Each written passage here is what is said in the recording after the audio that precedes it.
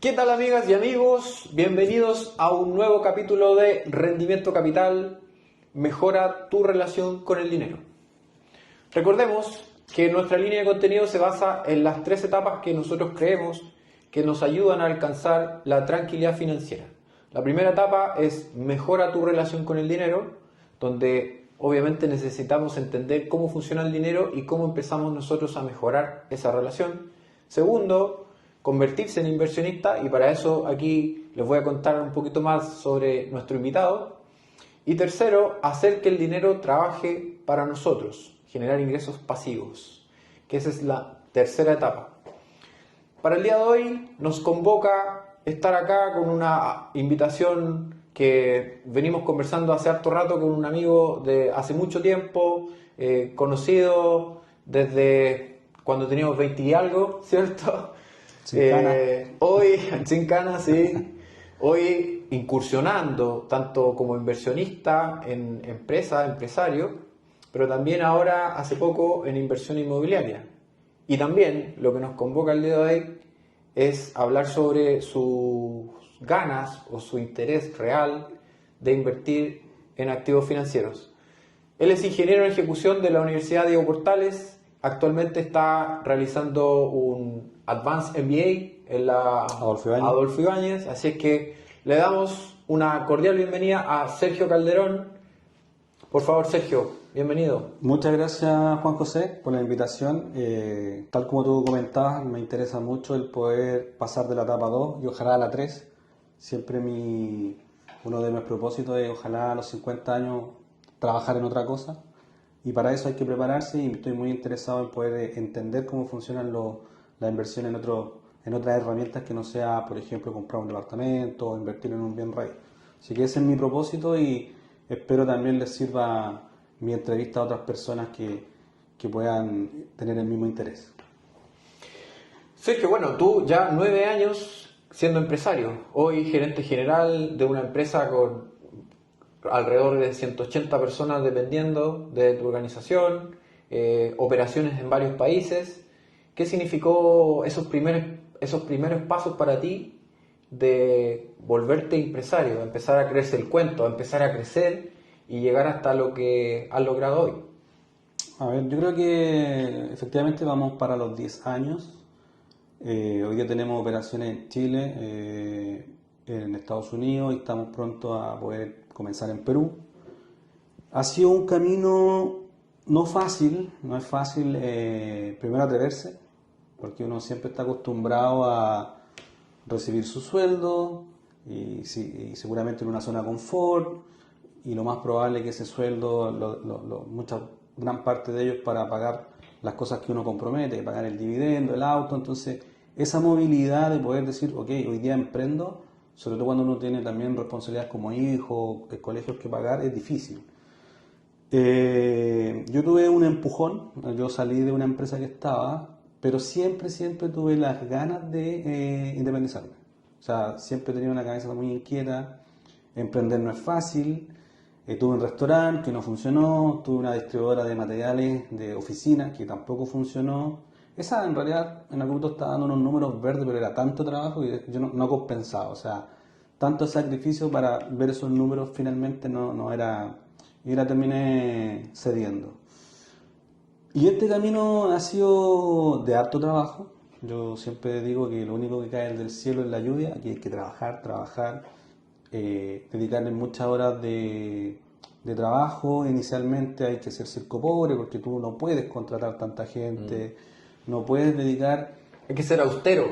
Absolutamente austero, te toca ser el que busca el negocio, el que ejecuta el negocio, el que supervisa el negocio, pero en la medida que uno va avanzando y también entendiendo algunas cosas, uno puede ir armando un camino en donde uno quiere llegar. O sea, yo tampoco pensé que en 10 años iba a tener la empresa que tengo hoy día, pero sí fui viendo las oportunidades y yo creo que lo más importante es verlas y aprovecharlas. O sea, aquí también hay mucho dedicación, trabajo, profesionalismo. Y mucho de esto también es ser honesto con tu trabajo, con tu gente, con tu cliente. Y yo creo que eso también es un sello que tenemos nosotros hoy día como empresa. Bien, bueno, ahí uno va enfrentando desafíos. Seguramente tu primera incursión tuviste desafíos más orientados al aprendizaje, ¿cierto? En la otra incursión que de este negocio quizás empezaste a entender más las finanzas, porque me contabas que los números no te daban o no pagaban el esfuerzo.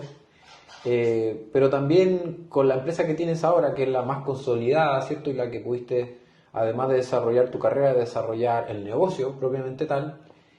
¿Cuáles son como los desafíos que enfrentaste en esta etapa ya más de consolidación? De temas de conocimiento, de temas de finanzas, ¿te rodeaste con la gente correcta?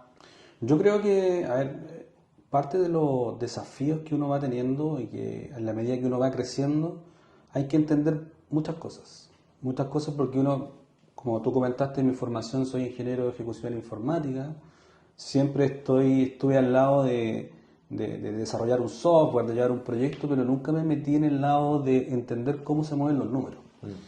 Y eso me tocó aprenderlo en el camino cuando ya empecé a hacer empresa y di mi primera factura, y mi segunda y mi tercera, y el primer año hay que pagar impuestos, y que el PPM, entonces finalmente también hay un proceso donde uno tiene que aprender, se tiene que preparar, tiene que estudiar, tiene que entender que toda la plata que uno ve no es tuya, no es de la empresa. Eso es súper importante. Y tener las reservas, o sea, aquí pasa que también llega en marzo, hay que pagar la declaración de renta, la renta complementaria como persona, como empresa, todo eso hay que entenderlo y entender que toda esa plata no es tuya. Y obviamente hacer tu análisis y tus estados de resultados, tu ganancia, tu utilidad, ser apoyado, porque si tú no tienes esa formación, hay muchas cosas que uno omite y después se da cuenta, oh, tengo que pagar este impuesto y no lo tengo. Entonces, no la plata. Claro, no tienes la plata porque dices, oh, estoy ganando plata, pero no, hay que ser muy estricto con ese tipo de cosas. Hay que ser muy estricto con pagar lo que hay que pagar porque la ley te lo obliga. Tener una empresa sana, esa empresa sana te permite ir al banco cuando necesites pedir un préstamo y trabajar de alguna forma en una inversión con plata del banco, que en estos casos cuando ya empiezas a crecer es tu mejor aliado. Entonces, todo eso es aprendizaje, yo no lo sabía, o sí tenía alguna noción, pero no al detalle como me metí hoy día. O sea, yo creo que también parte de, siempre digo, emprender es aprender constantemente. Y eso aprender es saber cómo funciona la contabilidad. En vez de pagar a lo mejor 10, puedes pagar 8 porque hay algo que no estás viendo, que no te están asesorando bien o que tú no lo entiendes, por lo tanto pagan más. Aquí hay que estar bien asesorado, eso es relevante. Como dije, pastelero a tus pasteles, yo me dedico a hacer negocio y otro se dedica a llevarme la contabilidad. Obviamente hay que generar una confianza, una relación de confianza y también tener... yo creo que aquí también hay que... O sea, yo lo veo desde mi lado que uno también tiene que entender ciertas cosas. Uno no puede dejar ese tipo de cosas así como que lo lleve un tercero o un staff externo, sino que totalmente lo tienes que entender. Claro, hay que entender cierto nivel de la conversación, pero efectivamente hay momentos en donde uno realmente necesita confiar. Absolutamente. Por ejemplo, en los temas tributarios. O sea, si el consejo que te están diciendo de cómo hacer el gasto o de cómo imputarlo o cómo manejar esa ventana del periodo, ahí conviene definitivamente apoyarse en un experto. Sí, absolutamente. Sergio, te quiero llevar un poquito ahora a tu visión de inversionista, porque claro, cuando uno es empresario, sobre todo en el caso tuyo, que tú gerencias tu organización, no es lo mismo sentarse como en un directorio y haber puesto el capital, ¿cierto? Ahí uno actúa más como inversionista. Pero en el caso tuyo tú eres inversionista y además participas del negocio. Pensemos un poquito más en la inversión más pasiva, porque entendamos que tú como empresario hoy eres inversionista activo, te involucras, participas, tienes una jornada de trabajo, ¿cierto? Un sueldo. Sí, claro. Pero vayamos un poquito a eso y que sobre todo está bastante estudiado, que cuando uno necesita orientarse hacia la tranquilidad o la jubilación temprana, o como decías tú, a mis 50 años dedicarme a otras cosas, uno tiene que enfocarse en construir ingresos pasivos. ¿Y qué son los ingresos pasivos? Para la gente que quizá no lo tiene tan claro, son ingresos donde yo no invierto mi tiempo, pero el dinero o el capital que está invertido genera ingresos periódicos, recurrentes, sostenibles. Obviamente van variando periodo a periodo, pero son sostenibles en el tiempo. Lo más clásico, un departamento que se paga solo, ¿cierto? Y ahí vamos un poquito a entrar en esa dinámica de qué tanto se pagan solos hoy, u otro tipo de inversiones que también vamos a ir desarrollando en esta conversación. Así que, Sergio, te llevo como a ese campo, inversión en activos financieros o en activos inmobiliarios, y tú obviamente cuéntanos un poquito de cómo estás por ahí. Sí, yo, a ver, esta visión de querer hacer otra cosa a los 50 años, llevo tiempo, no es de los últimos 5 ni los últimos 10 años, sino que siempre he pensado en eso. Por lo tanto, cuando tuve la oportunidad de invertir en algún bien raíz, lo he ido haciendo, Ya. lo he ido haciendo. El primer bien raíz yo lo compré a los 26 años. Ok. O sea, lo compré entre comillas, tú sabes que dabas un pie y posterior a eso te quedas con un dividendo. En esa oportunidad yo estaba trabajando en AT&T, AT&T no funcionó en Latinoamérica, empezaron a despedir gente, yo me quedé sin trabajo. En esos años, 6 millones de pesos me acuerdo que Con fue el finiquito entonces. con mi finiquito, a mis 26 años, ya había sido papá, y dije, ok, voy a invertir en un bien raíz, y lo hice. O sea, en vez quizás también ahí el consejo para los más jóvenes, en vez de comprarse un auto o cambiar el auto o qué sé yo en ese minuto quise invertir en un bien raíz. Tuve esa visión, creo que también hay mucha formación de mi papá, de cuidar la plata, de invertir, incluso escuela vieja, mi papá no se encalillaba, o sea, no se endeudaba, sino que era plata. Y me compré ese primer departamento en Maipú, me endeudé a 12 años, estoy hablando hace hartos años atrás, por lo tanto es un bien que hoy día también está pagado y genera un pequeño ingreso. Y así también después fui viendo oportunidades de tener esta espalda financiera, donde el banco te dice sí, te doy crédito, y me fui metiendo en otros viviendas, en otros bienes raíces. Y un poco lo que comentabas tú, o sea, si nos vamos años atrás, antes era mucho más simple, era mucho más fácil. Tú tenías incluso financiamiento al 100%. O sea, no tenías que juntar ni un peso, solo tener el respaldo financiero y podías sacar un departamento. Hoy día es mucho más complejo, las tasas están muy altas, por lo tanto, seguramente lo han escuchado que hoy día yo invierto en un departamento, pero el arriendo no me cubre el dividendo. Por lo tanto, ¿hasta qué punto eso hoy día es una buena inversión? No lo tengo muy claro, no lo he estudiado, pero creería que no. Y además, desde este año tú tienes que empezar a declarar esos ingresos. Antes tampoco se hacía.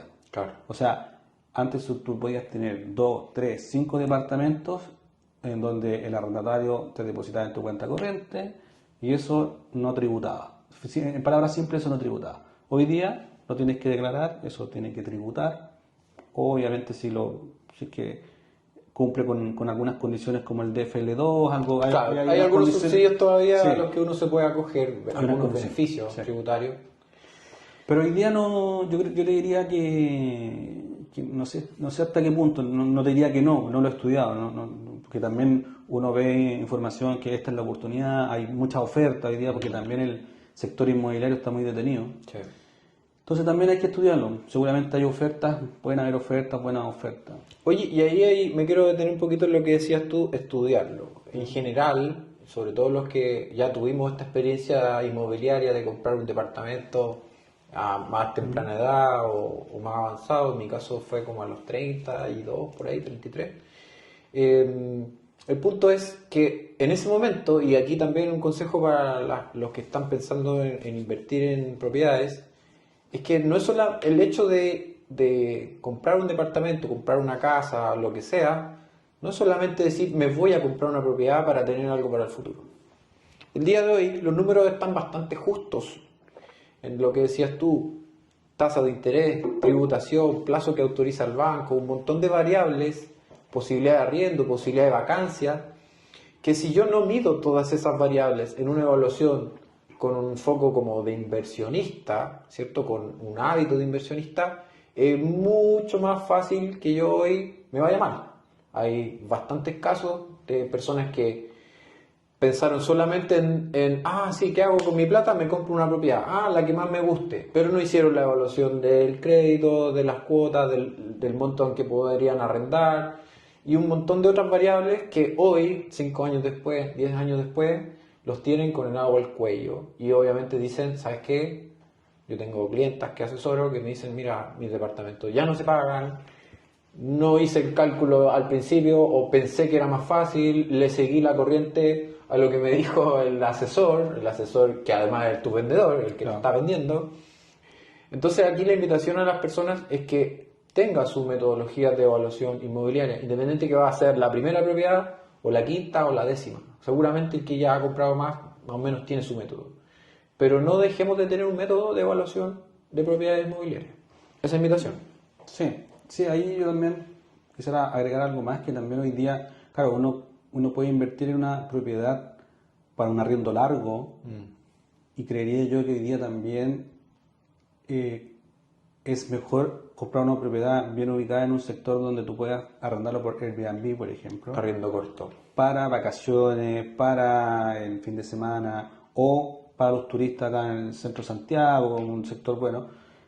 Creo que ese negocio hoy día es más rentable que comprar un departamento para arriendo largo. O sea, el arriendo largo creería yo que difícilmente vas a poder cubrir los gastos que te implica. Ahora también tú tienes que considerar variables como, por ejemplo, se te va un arrendatario, cuánto tiempo lo vas a tener sin arrendar. La vacancia. Exacto. Entonces, la remodelación. Claro, la remodelación. Pero también ahí, si tú compras un departamento para arriendo, tienes que estar dispuesto a que sí tienes que remodelarlo, porque nadie va a cuidar las cosas como si fueran de uno.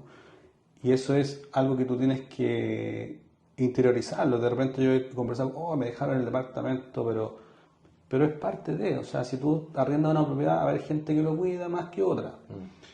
Lo otro que yo también he ido explorando, yo he comprado algunos terrenos de oportunidad, que también hoy día si tú te metes en las redes sociales hay mucha oferta de terreno. Normalmente, ¿cómo parten cuando se hace una subdivisión o sea, se compra un paño grande, se divide en parcelas de agrado de 5.000 metros? Las primeras parcelas son súper baratas o son mucho más baratas. Ya, perfecto. Que el mismo formato. Es como cuando se lanza el proyecto. Exactamente. Entonces, en esa oportunidad yo he invertido en un par y hoy día, claro, efectivamente la rentabilidad de esa plata en el banco jamás iba a obtener eso. Ok. Yo creo que ahí hay un buen foco para hacer estas inversiones con retorno más breve, es decir, tú dejas el terreno ahí unos 2-3 años, que suba plusvalía, que se venda todo el paño y ya eso claramente te sube el precio del terreno que tú compraste. Sí, y no solamente con terreno. Bueno, aquí el problema que hay con la inversión inmobiliaria desde mi punto de vista es las barreras de entrada. Porque las barreras de entrada, primero, por ejemplo, comparándolos con la inversión en activos financieros, en un activo financiero yo puedo poner 10.000 pesos.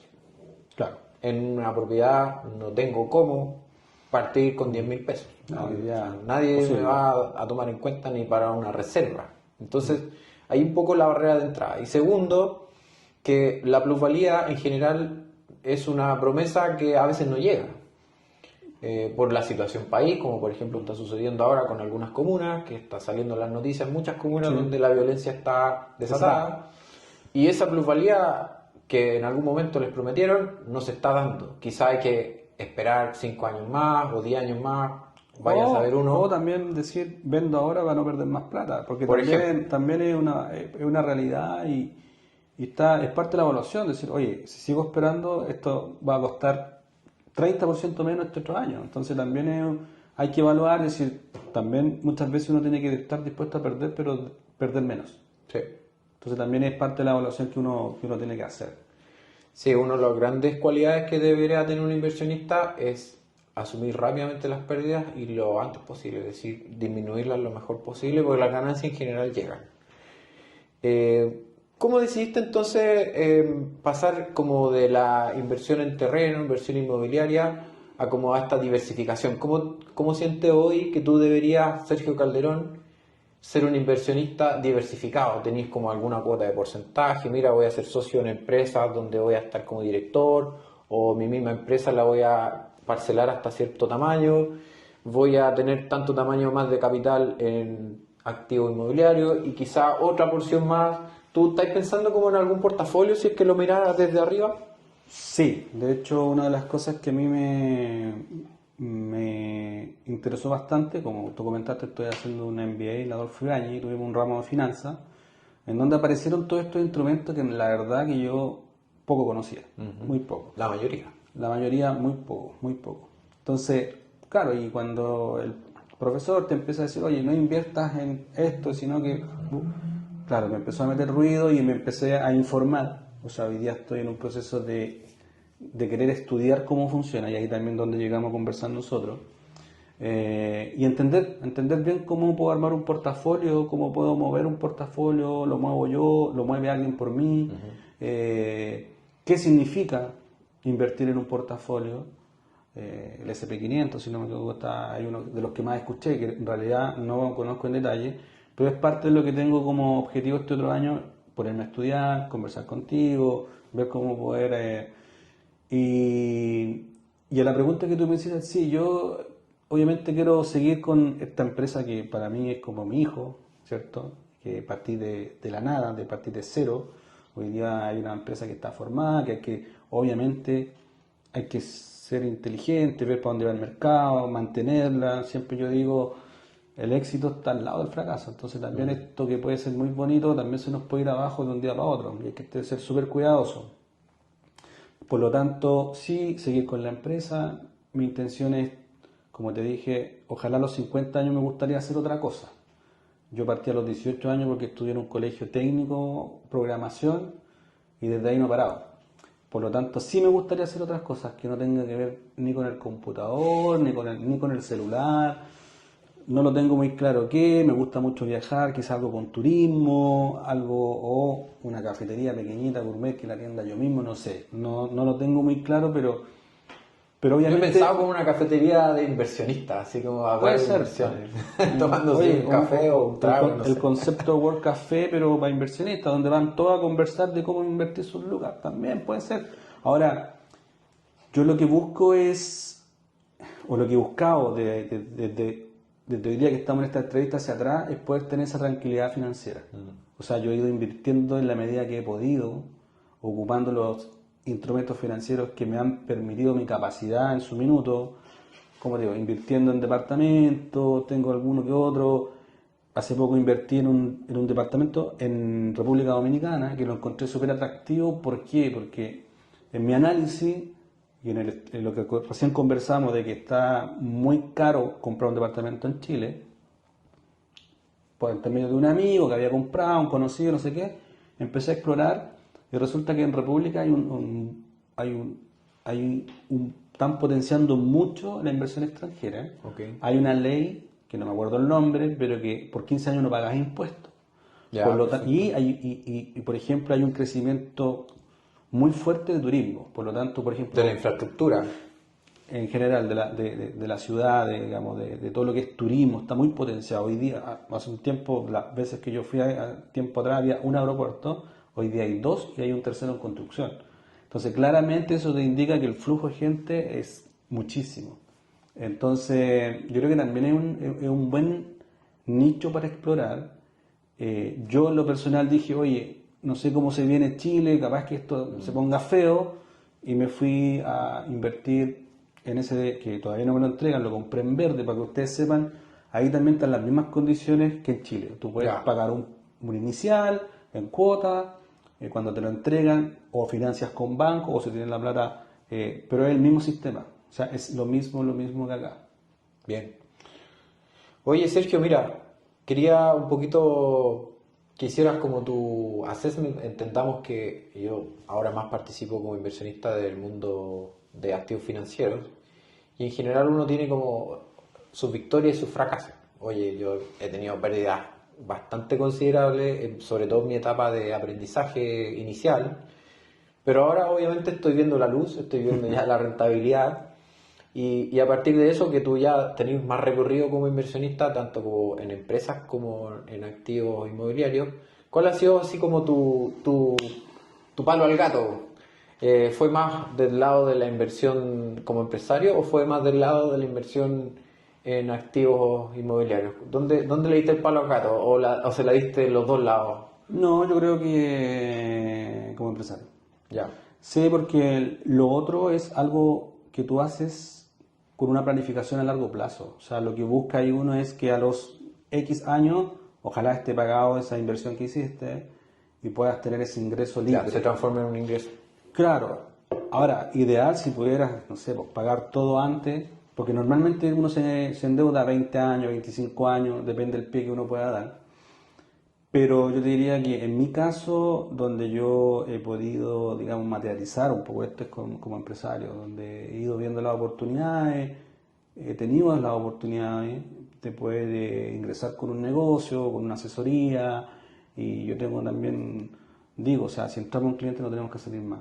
Y hacer bien el trabajo, en definitiva, asesorar, no siempre, no siempre abusar digamos, de la tarifa, que también te pueden preguntar algo, puede hacer un cambio pequeño, es parte de trabajar al cliente. O sea, yo creo que aquí hay una asesoría consultiva donde uno asesora al cliente en lo que uno más maneja, digamos. O sea, yo en mi experiencia pasé por varias empresas grandes y creo que ese es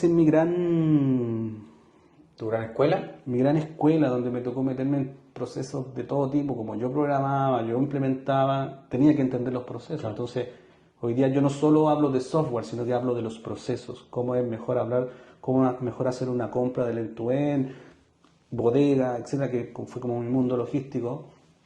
Pero eso lo puede implementar en SAP, en Oracle, pero lo que vale también yo creo que es conocer el proceso, poder hablar, que el cliente te escuche o escuche lo que él quiere escuchar y no lo que tú le quieres vender.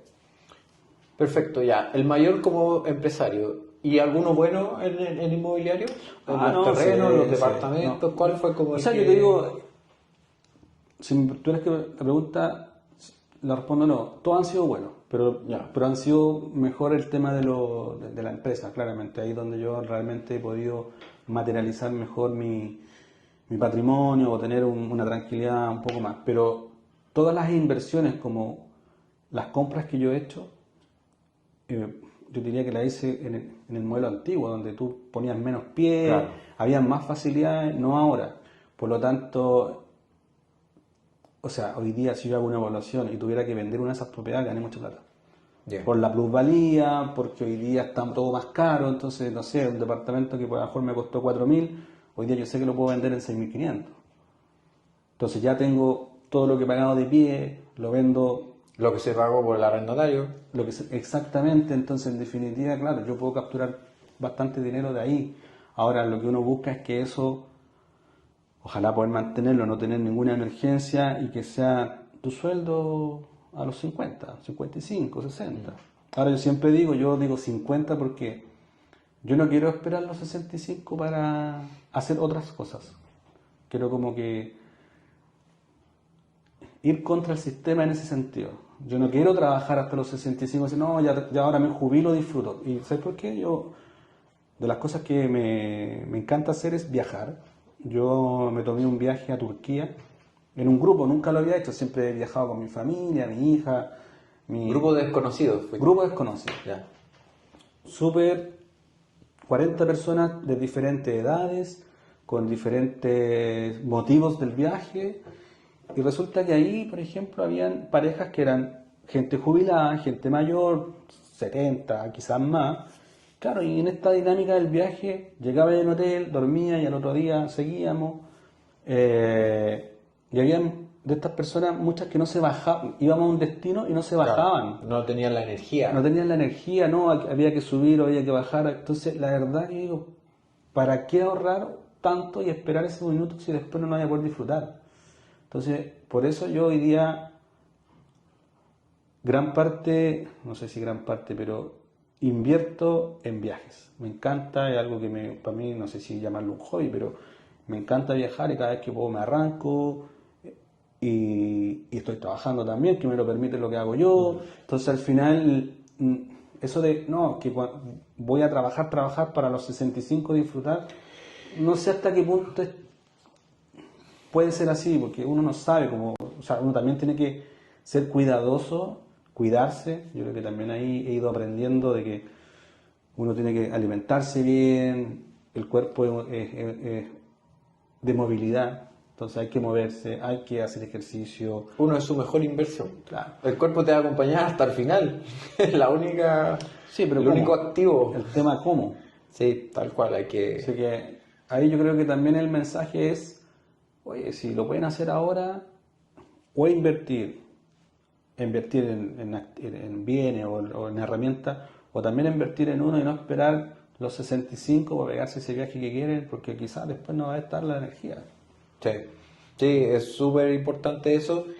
Y me ha pasado que en esta experiencia de asesorar personas, que yo en general, mi público es como personas que tienen ingresos medios altos, me he encontrado con gente que o a veces está muy endeudada y a cierta edad no tiene, no siente que no tiene, no ha construido, pero también me ha pasado que me encuentro con personas que ya tienen una edad avanzada, no tan cercana a la jubilación, pero ya es como en el segundo tiempo, y que han acumulado un montón, pero no lo están disfrutando. Claro. Porque primero tienen miedo o en otros casos no saben cómo hacerlo para que no se les acabe. Entonces está el miedo a que se te acabe, el miedo a perderlo, pero también el miedo a disfrutarlo. Entonces tenéis que combinar tres miedos que obviamente hay que trabajarlo con psicología, con plan de acción, Con con conocimiento. tener meta, con conocimiento del mercado. Hay que conocer bien el mercado cuando uno tiene activos de renta fija, de renta variable, cómo se comportan, qué es lo peor que uno puede esperar que suceda con ese activo. Y en la medida que uno entiende eso, puede también estar más tranquilo. Sí, absolutamente, absolutamente. Yo creo que no tiene sentido trabajar y juntar la plata y después no querer gastarla. O sea, encuentro que sea un mal cálculo. Pero pasa bastante. Pasa, te puedo hablar de un ejemplo muy cercano, mi papá. Mi papá es un hombre que nació del campo, que tuvo muy poca educación. La educación sí, sabía leer, era bueno para los números. Y creo que también ahí mi espíritu emprendedor viene de ahí, porque mi papá, a pesar de lo que te estoy contando, mi papá fue pioneta de la CCU, de los camiones, después fue chofer, pioneta, chofer, y después logró tener un Hizo camión. carrera. Hizo carrera. Logró tener hasta 4 camiones. Después eso se terminó, hoy día mi papá a los 80 años sigue trabajando en maneja colectivo, un colectivo que se compró después que se vendieron los camiones y todo. Y mi papá tiene un colchón importante. Y yo le digo, pero gástatelo. Si no, finalmente me voy a tener que repartir con mi hermano. Y no es la idea. No. O sea, yo creo que el mejor cálculo, obviamente uno lo que cuida es invertir en su familia. Ojalá que los hijos se puedan educar bien. Yo creo que esa es la mejor inversión. Pero también uno tiene que disfrutar la plata. O sea, yo creo que uno es merecedor de ese esfuerzo. O sea, ¿qué sacáis con tener toda la plata guardada? O inviértela bien y disfruta los dividendos mes a mes, vive bien, anda a comer a un restaurante rico, anda a comer lo que te gusta comer y no estar con ese miedo, no, yo creo que la plata hay que saber administrarla, o sea, yo creo que lamentablemente también eso uno lo aprende en el camino, porque obviamente yo también me sobreendeudé cuando joven y tuve que pedir un crédito para pagar por no sé, 3 años. Obvio que me pasó eso también, pero yo creo que eso también es porque nadie te lo enseña. No. Por ejemplo, ahora que yo tengo Javi tiene 21 años, Tu hija. mi hija está en tercero de obstetricia, y yo le dije, vamos a abrir una cuenta corriente. Y te voy a enseñar para qué es una línea de crédito, para qué es una tarjeta de crédito, y tu mesada, tienes que vivir con Empezar tu mesada. a administrar eso. Si gastas de aquí, tienes que pagarlo. Y eso genera intereses. Y si no lo pagas, empieza una bola de nieve. Ya. Y ahora, o sea, yo estoy en ese proceso con ella porque... Guiándola en el ejercicio, que es súper bueno. Mira, ahí, o sea, también los que son papás y tienen hijos de ya una edad que pueden entender este tipo de cosas, puta, te abren una cuenta corriente con 500.000 pesos en la tarjeta, 500 en la línea, que no es tanto por si se vuelven locos, pero tú tienes que darle esa educación, o sea, tienes que guiar. No, y se puede dar desde pequeño también, quizá cuesta un poquito más. Mi esposa, por ejemplo, es pedagoga, tenemos un poquito ese beneficio de la metodología. Claro. pero también trabajar ciertos hábitos de los niños, entender cómo funciona. Yo lo que, por ejemplo, ahora trabajo con mis hijos es que el dinero significa tiempo del papá o de la mamá. Claro. Entonces, cuando de alguna manera ellos se malgastan el dinero, es que se está malgastando el tiempo, porque obviamente nuestra principal fuente de ingreso todavía, en mi caso, es mi tiempo puesto en un empleo. Yo todavía soy empleado. Entonces, cuando se malgasta el dinero, se está malgastando el tiempo del papá o de la mamá, que son los que proveen en la casa. Entonces, con esa asociación, por ejemplo, yo me estoy moviendo en mis hijos que tienen 6 y 8 años, entonces tampoco puedo llevar la conversación. No, claro. Te quedaste pegado todavía. Sí, no, tal cual. Oye, Sergio, te quiero llevar un poquito a esto de convertirse en inversionista. Yo pongo harto foco cuando hice toda esta reflexión y este análisis, después de leer libros, hablar con gente, un montón de cosas. Llegué como a estas 3 etapas, que son como macro etapas igual, porque adentro hay un montón de fases. En la etapa de convertirse en inversionista, uno tiene que de alguna manera desarrollar hábitos, desarrollar la guata, ¿cierto? Porque hay cosas que uno no va a controlar y que de todas maneras significan un riesgo.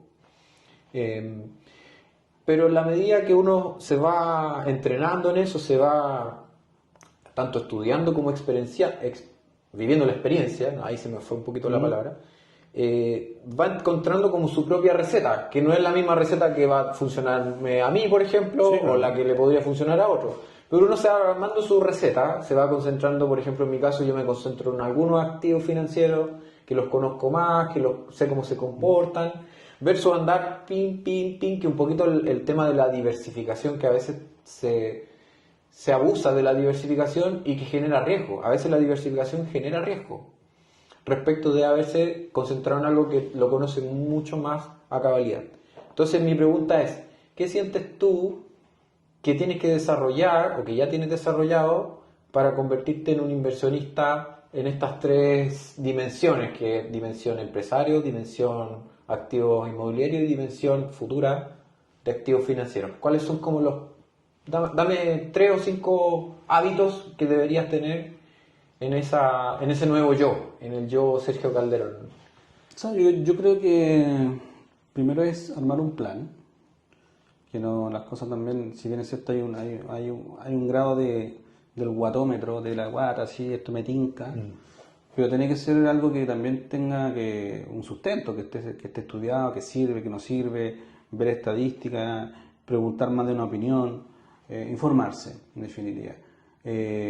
Ahora, en el proceso, claro, yo quizá, donde me gustaría llegar a mí es el tercer paso, ¿cierto? De poder invertir en herramientas, instrumentos financieros que yo no conozco, que sé que existen, pero no los conozco. O sea, yo no sería irresponsable si te dijera sé cómo funcionan, no sé cómo funcionan.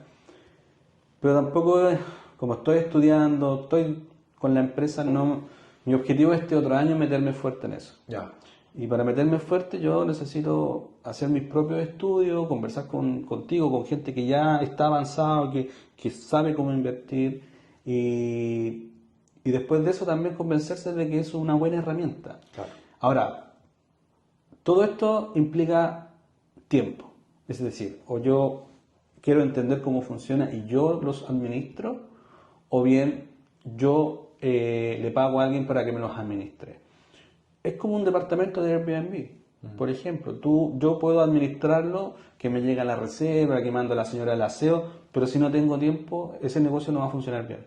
Claro, el cliente no va a tener cumplida la expectativa que trae ese huésped. Versus a un administrador que su trabajo es ese, y te aseguro que lo va a hacer mucho mejor.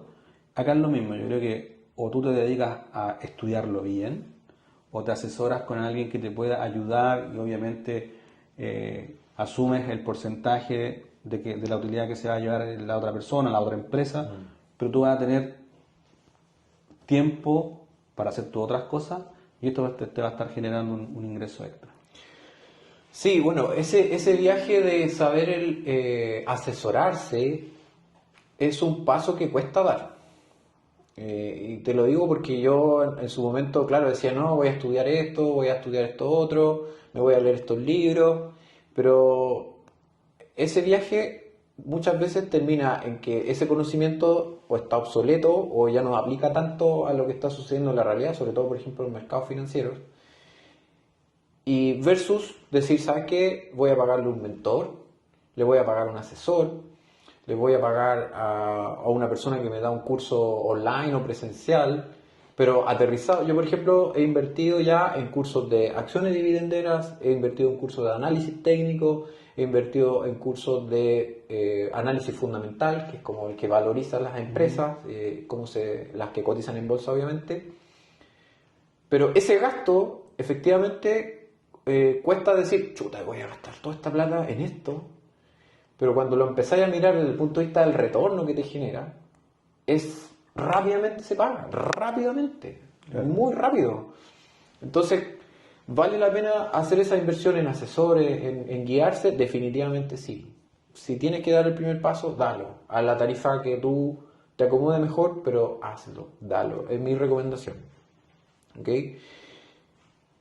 Vamos con el segundo tiempo ya de las preguntas. ¿Qué habilidades consideras tú que son entonces esenciales para ser exitoso? Pensemos como en el día a día. Como inversionista, obviamente, la toma de decisión, el riesgo, ¿cuáles son como las características que tú crees que son como, no sé, pues, miráis a alguien que sabéis que hoy es tu referente en algún punto y tú decís, ya, voy a hacer los hábitos de esta persona porque yo siento que haciendo eso, igual voy a ser exitoso. Entonces, ¿tenéis como algunas tres tips? Yo creo que sí, yo claramente sí tengo tips o tengo cosas que contar en este recorrido. Yo creo que una es la disciplina.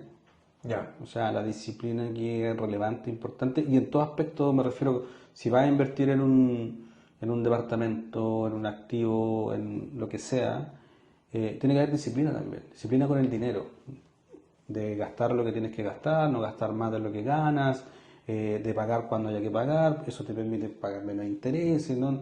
Entonces, yo creo que aquí es un tema de saber tener disciplina y saber administrar el dinero. Yo, del tiempo que llevo trabajando, obviamente hubo una época ahí como de joven, de mucho carrete, con los amigos del colegio, que teníamos un grupito, claro, ahí como que me desordené, pero después de ahí yo tenía un ritmo si no me puedo comprar algo, no me lo compro. Ya. O sea, no, O sea, tu relación con el dinero está resuelta de hace rato. sí, yo diría que jamás he dejado de pagar una cuenta, jamás en mi vida he dejado de pagar una cuenta, nunca. Y eso también tiene que ver porque de lo que uno gana tiene que ver o tengo una espalda para responder o genero un ahorro. Entonces, todo eso lo tiene que ir viendo cada persona sabe hasta dónde le aprieta el zapato, los gastos que tiene. Todos tenemos realidades diferentes, porque en mi caso, pucha, desde que empecé a ganar dinero, nunca mis papás me exigieron o tuve que ayudarlos porque ellos tenían su dinero. En otros casos los hijos apoyan bastante en el día a día en su casa. Hay situaciones diferentes, o sea, en este caso yo en mi familia, cuando empecé a generar dinero, vivía con mis papás, pero mis papás tenían sus medios, por lo tanto la plata que yo ganaba era para mí. Yo logré, obviamente uno siempre ayuda en lo que, pero no había una exigencia. En otros lados sí hay que ayudar más y lamentablemente son realidades totalmente diferentes. Todos tenemos realidades diferentes. Eso uno, disciplina, lo otro que es ser constante, ¿cierto? Que también está relacionado también de alguna forma en Perseverar. perseverar, exactamente. Mira, yo te voy a contar ahí una anécdota.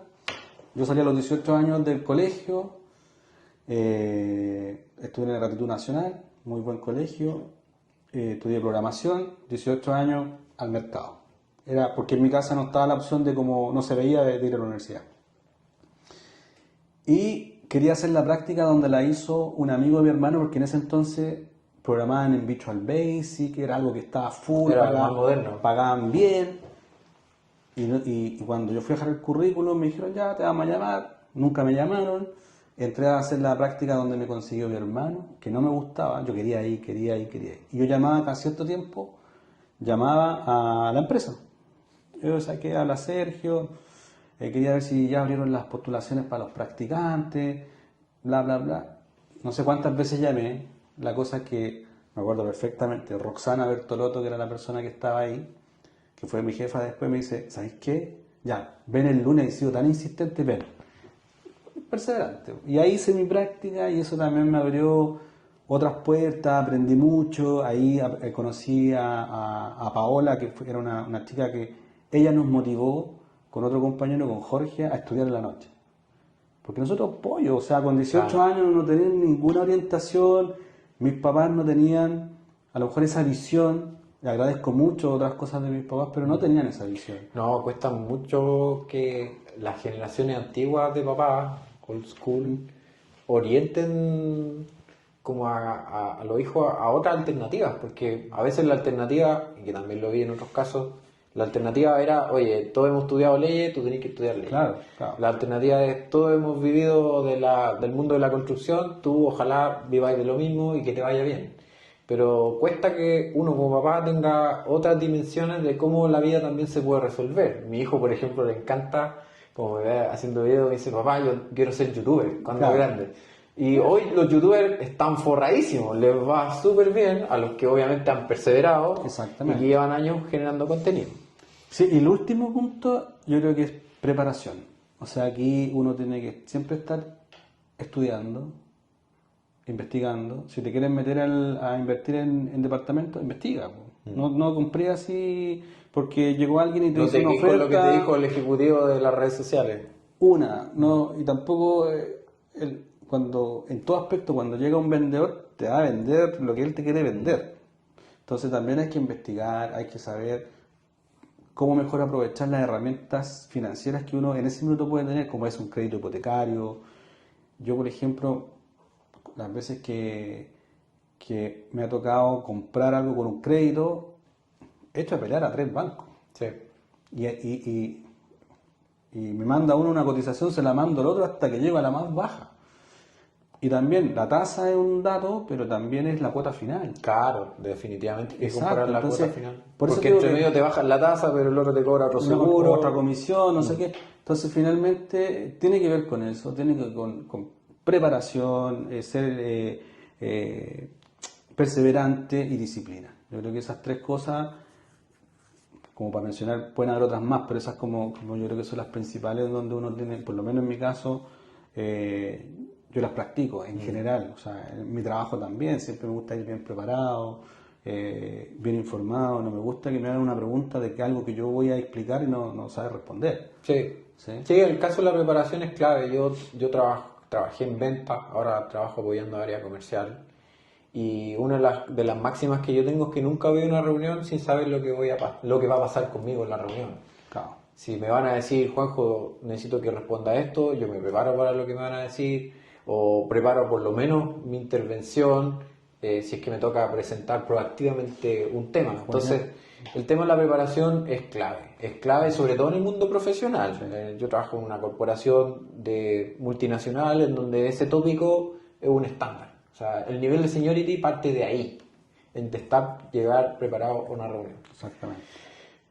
Sergio, mira, quiero un poquito llevarte a un ámbito más macro, que no tiene que ver a veces con que sea un terreno de tu control, que es, por ejemplo, la situación país. Tú lo has vivido como empresario, lo estás viviendo como inversionista inmobiliario y seguramente lo vas a evaluar para cuando hayas ya aprendido de esto de inversión en activos financieros. ¿Cómo hoy, en tu día a día, la situación país, más allá de lo que está muy caliente hoy, que es el tema de la seguridad, impacta en la toma de decisiones? Tú mirás, como por ejemplo, las proyecciones de qué cosas, qué indicadores de la economía local tú permanentemente estás atento. A ver, yo en lo personal, claramente, a ver, siempre que hay una crisis o un problema que son variables exógenas que uno no puede manejar, como por ejemplo la pandemia, toda crisis te da... A ver, hay que analizar y también ver las oportunidades de esa crisis. O sea, nosotros cuando mayor crecimiento tuvimos fue en la pandemia. ¿Por qué? Toda la gente a sus casas y como nosotros, parte de los servicios que damos son a empresas de telecomunicaciones, nuestra demanda subió exponencialmente. Por lo tanto, una de las cosas que yo evalúo hoy día, a mí me da dolor, me da pena ver a un Chile con tanta delincuencia. Eso que hace bajar el interés por invertir en Chile, bajar el interés de generar negocios en Chile. Por lo tanto, también mucha incertidumbre de cómo viene esto. O sea, por lo mismo yo, lo que comenté, empecé a mirar afuera en qué invertir. Porque acá también puede pasar, o sea, uno puede tener un par de departamentos y pongámonos extremos, se nos da una situación similar a Venezuela. Ese departamento después no vale nada. Que te lo expropien o que... No vale nada. O sea, toda tu inversión, tu proyección de querer tener un ingreso para cuando estés más viejo, cuando te quieras jubilar, se fue. Por lo tanto, yo creo que ahí es importante tener ese tipo de evaluaciones y si uno puede evaluar, invertir fuera, invertir en dólares, invertir en blanco o en verde, ya cuando te lo entregan ganaste plusvalía. Claro. Entonces, y obviamente son ese tipo de variables que yo voy evaluando, o sea, gobierno, inflación, o sea, también. Ahora, yo como estoy estudiando me ha tocado hacer harto trabajo de análisis de nuestros vecinos.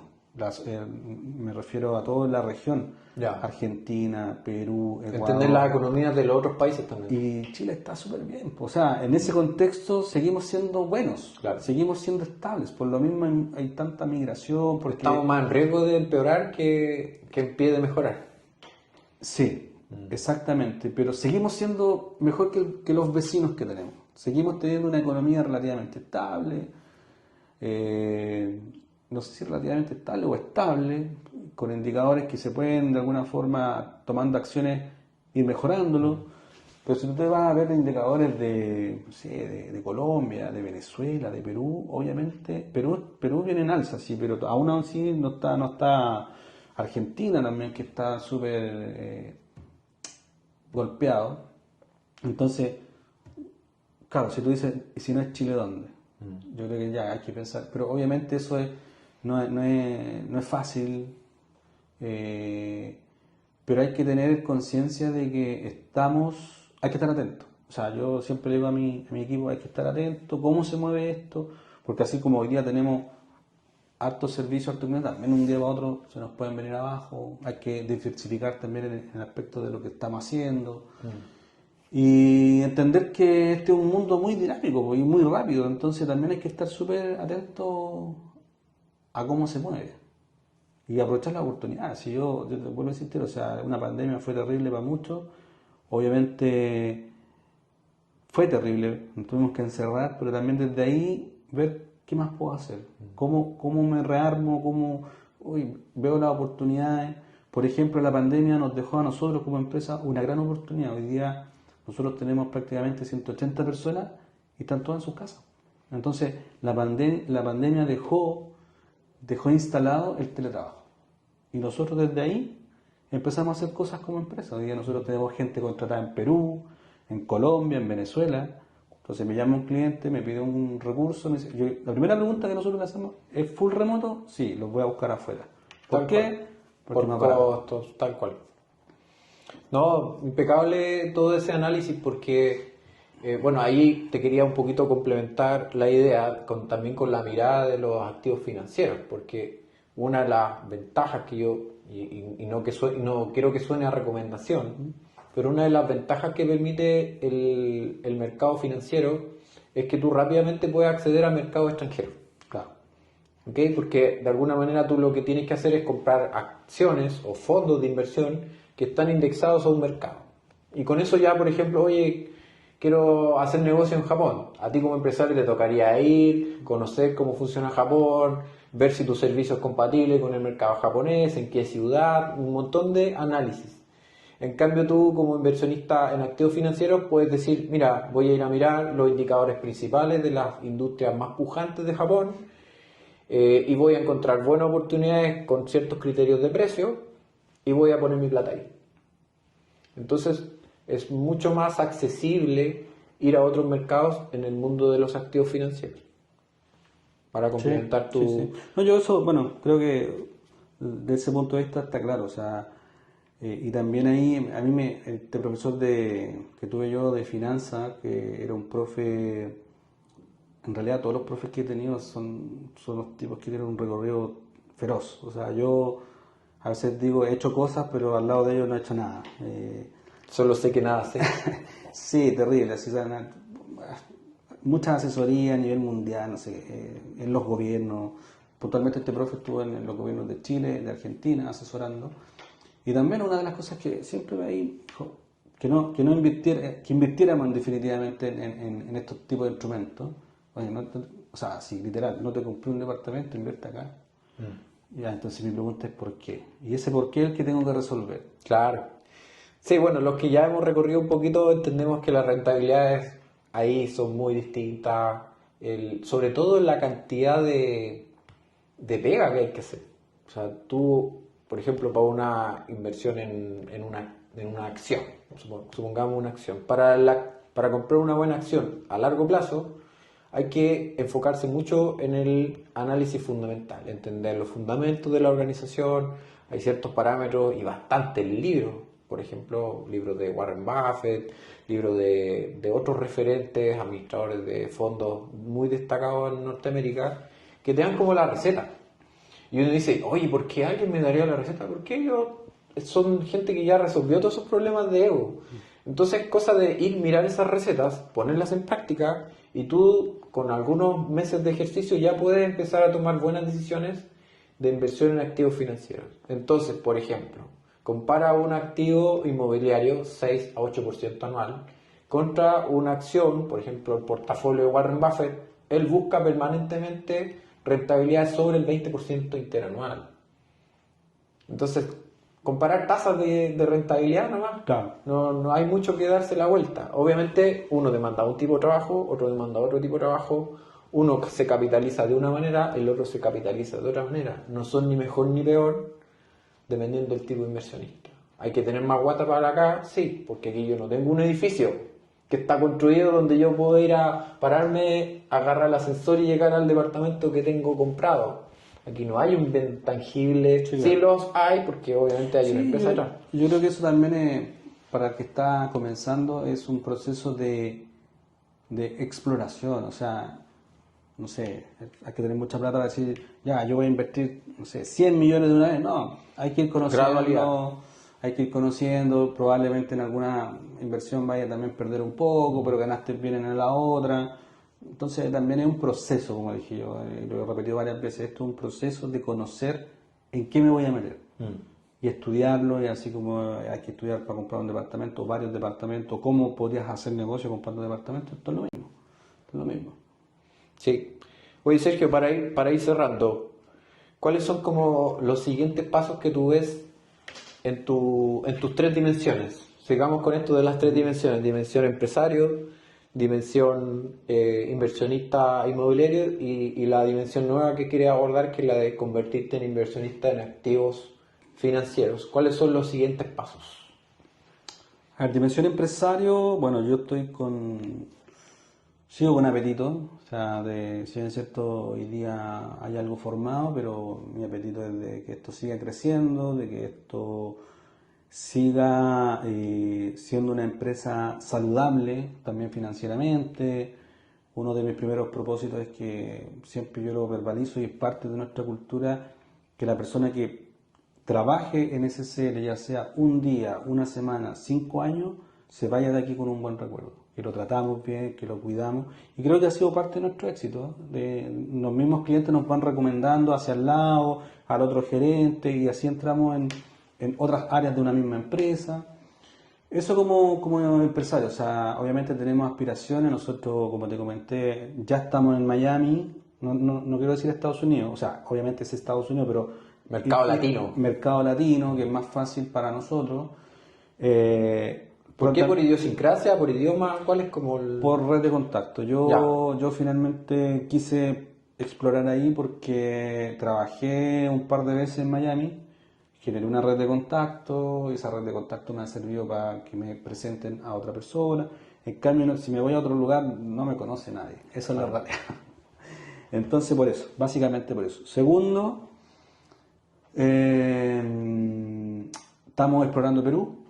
Ya hemos estado en conversaciones para finalmente poder crear la empresa allá. Tenemos varios clientes de Chile que nos preguntan eso. Oye, Claro, los chilenos la mayoría pivotean en Perú. ¿Tienes servicio en Perú? Y ya, y nos decidimos a abrir Perú. Así que fuimos hace un tiempo atrás, ahora ya estamos en el proceso de crear la empresa. Eso con el ámbito empresarial. Bueno, tú también sabes que yo formé otra empresa hace 3 años, que es de innovación. Esa empresa también está ya adquiriendo clientes, adquiriendo experiencia. Tú sabes que esto también no es de un día para otro. No. Y ahí tenemos una oficina bien chora en Rancagua, que queremos llegar a esto que sea un cowork. Y esos son como mi parte empresa. Por el lado de inversión inmobiliaria, yo te diría que eso lo voy a dejar como no tengo idea. Que corra como viene. Sí, que corra como viene. Obviamente siempre estar mirando ahí lo que ya tengo que funcione. Pero no creo que invierta, a lo menos, por lo menos en Chile, no estoy tan claro de querer invertir acá. Quiero ver cómo funciona lo que te comenté de República. Si eso funciona bien, creería que por ahí podría ir a invertir algo más. Y lo tercero es, obviamente, lo que yo te comenté, pretendo ya este otro año, yo termino mi estudio en diciembre, poner foco en entender, en estudiar, en prepararme y poder empezar a invertir algo ahí de menos a más, ver cómo se mueve, generar esa confianza de decir, oye, ¿cuánto tiempo me demandaría si yo no lo hago? ¿Tengo la expertise para hacerlo o se lo paso a alguien?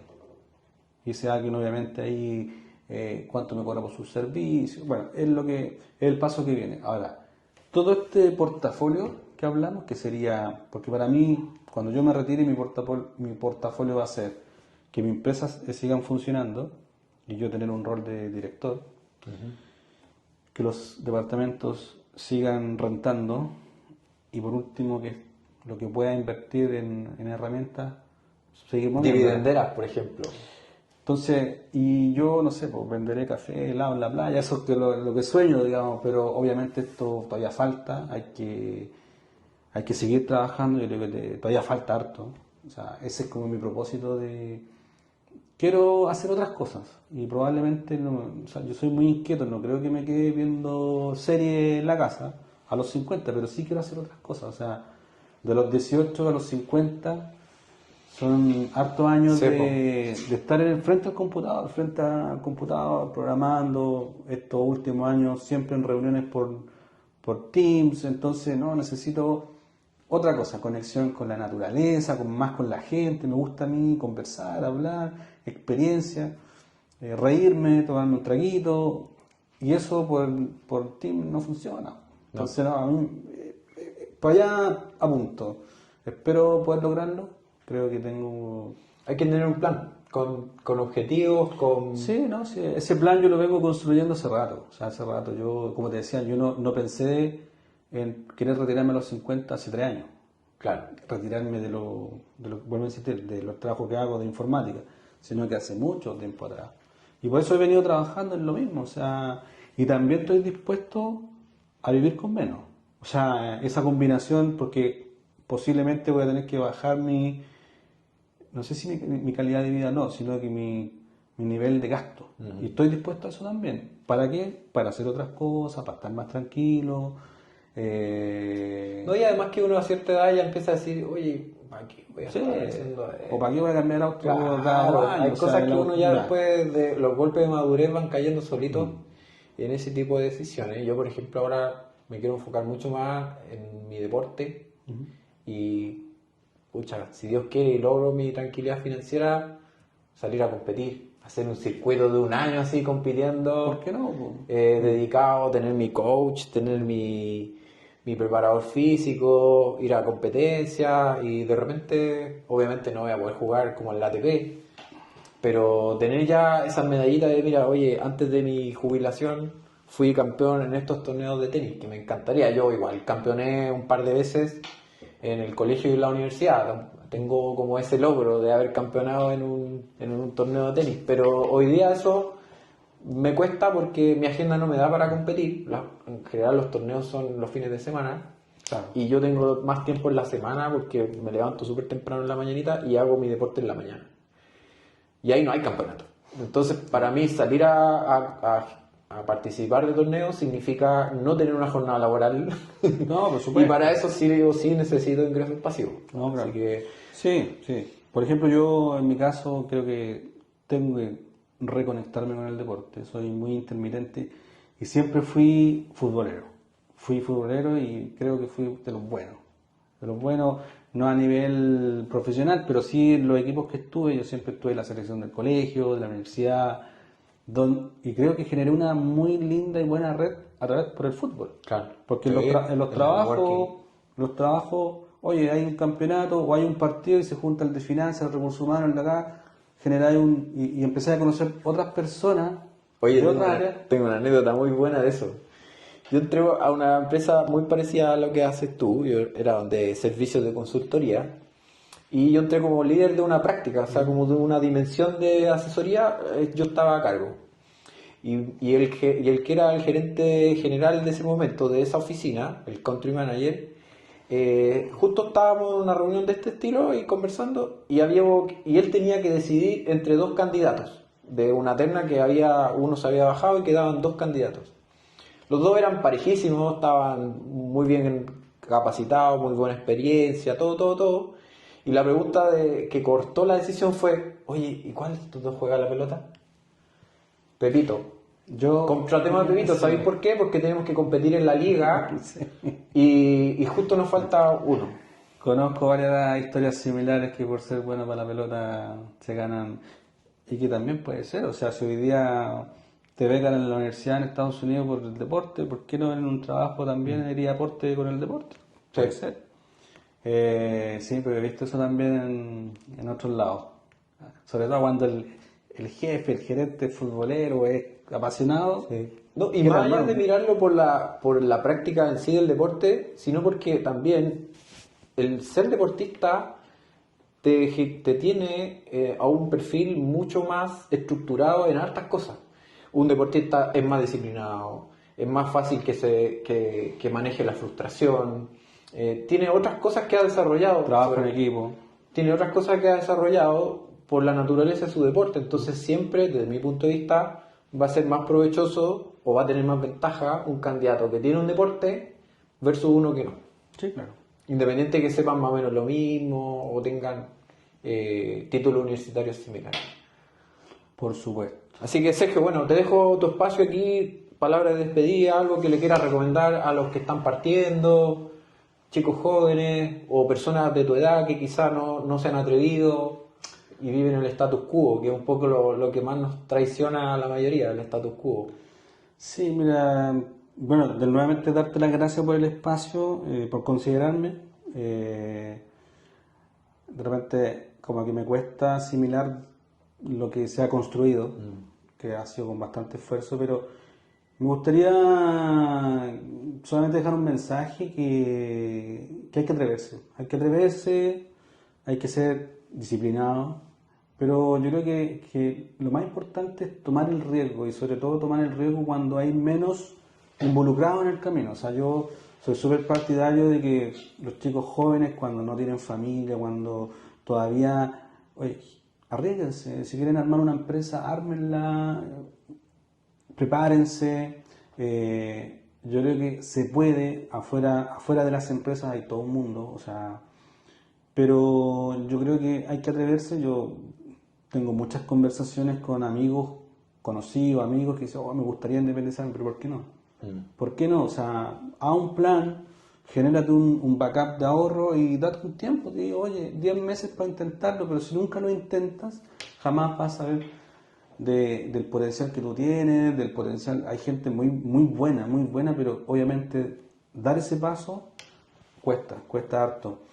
Eso yo creo que también siempre, yo creo que parte de lo que hemos logrado nosotros creo que es fundamental ser transparente, ser honesto, ser agradecido también y trabajar con honestidad, o sea, ser lo más honesto posible con tus colaboradores, con tus clientes, con tu entorno. Yo creo que eso también todos lo perciben y creo que eso es fundamental. Yo soy muy motivador de mis equipos que tenemos que ser una empresa intachable, que tenemos que ir para adelante, pero siempre con honestidad, sin trampas, sin pegar el codazo al competidor.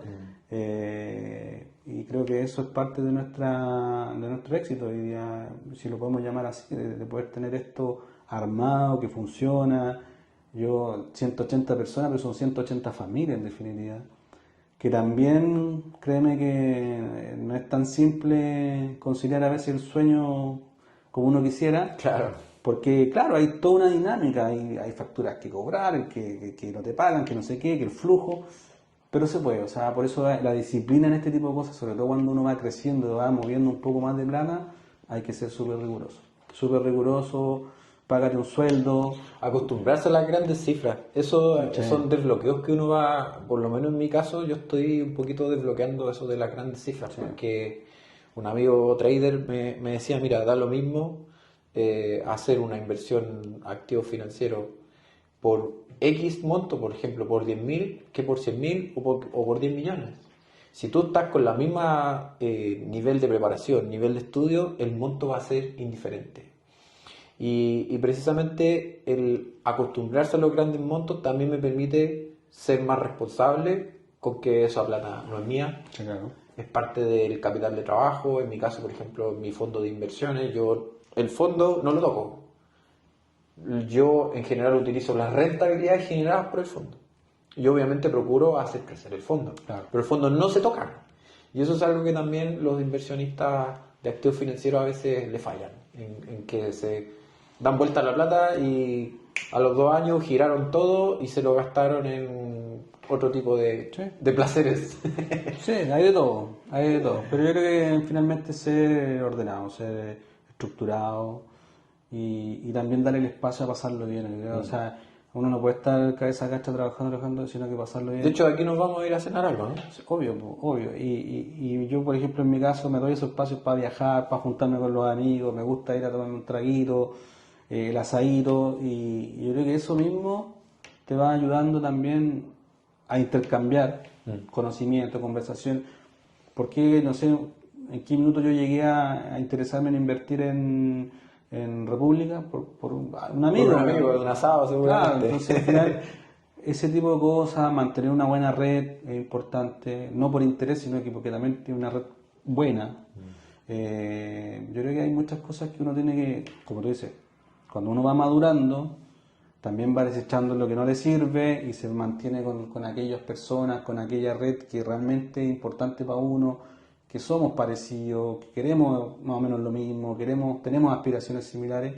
Si tuviera que darle un consejo a los más jóvenes, que se atrevan, que también ojalá alguien les pueda explicar cómo funcionan las finanzas al inicio, para que no partan endeudados. Acá seguramente va a estar la ejecutiva de un banco cuando estén en tercero de sus carreras ofreciéndoles cuentas corrientes y obviamente uno va y firma, pero también hay que saber para qué, cómo se usan. Yo creo que eso es fundamental, no te lo enseñan en la universidad, como tampoco te enseñan a emprender. Yo creo que ahí hay algo que uno podría trabajar en las mismas universidades de cómo emprender. O sea, hoy día hay un gran porcentaje de que mueve este país son emprendedores, son las pymes. Entonces, en definitiva, uno puede armar su propio negocio. Al principio no es fácil, pero se puede. Eso, vuelvo a darte las gracias. Gracias a ti, Estuvo Sergio. entretenida la entrevista. Para mí era todo un desafío en mi primera entrevista. Por ahí me invitaron a otra. Y también me invitaron, curiosamente, a contar un poco mi historia en algunas fundaciones de sectores más vulnerables.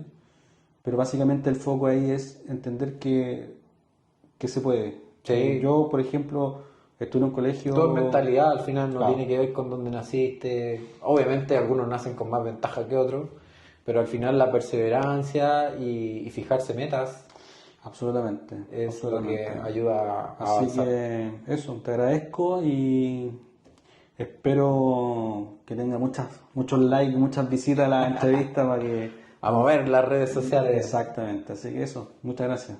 Bien, Sergio.